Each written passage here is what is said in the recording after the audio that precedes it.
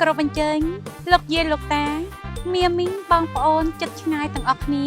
អញ្ជើញចូលរួមបន់បញ្ចុះខណ្ឌសីមាវត្តព្រែកអំពូនាខាងមុខនេះចាប់តាំងនៅថ្ងៃទី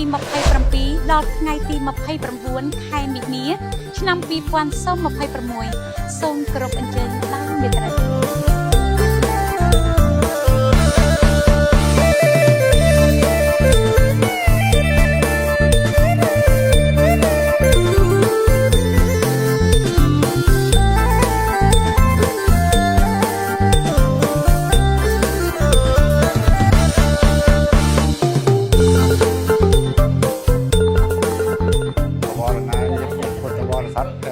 ក្នុងនឹងក្រៅប្រទេសដើម្បីនឹងការចូលរួមរាប់បានចុះខណ្ឌសីមាចិត្តចូលមកដល់នៅថ្ងៃ9កើត